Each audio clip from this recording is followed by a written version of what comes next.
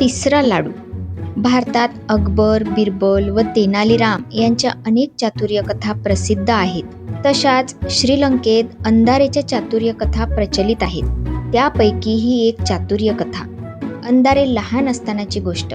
लहान वयापासूनच आपल्या तल्लख बुद्धीच्या जोरावर तो मोठ्यांना देखील अनेकदा चकवत असे. एक दिवस त्याला अशीच आपल्या वडिलांना चकवण्याची लहर आली. त्याच्या आईने बशीत 2 लाडू ठेवले होते. ते वडिलांना दाखवून अंधारे म्हणाला, "हे पहा बाबा, ह्या बशीमध्ये 3 लाडू आहेत." अंधारेचा इतरांना चकवण्याचा स्वभाव वडिलांना माहीत होता. त्यांनी त्याच्या म्हणण्याला विरोध केला नाही.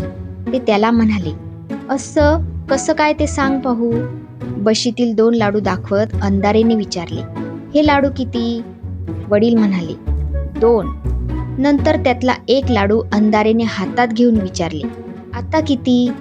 वडील म्हणाले, 1. मग अंधारे म्हणाला, 2 अधिक 1 किती झाले? वडिलांनी उत्तर दिले, 3. तसा अंधारे म्हणाला, "मीही तेच म्हणतो आहे." "हो, बरोबर आहे," त्याचे वडील म्हणाले. यावर वडिलांनी थोडा विचार केला. मग त्यांनी बशीतला 1 लाडू उचलला आणि अंधारेच्या आईला देत म्हणाले, "हा 1 लाडू." नंतर दुसरा स्वतः उचलून घेत म्हणाले, "हा दुसरा लाडू." आणि रिकामी बशी अंधारेच्या हाती देत पुढे म्हणाले, "अन आता हा तिसरा लाडू तुला."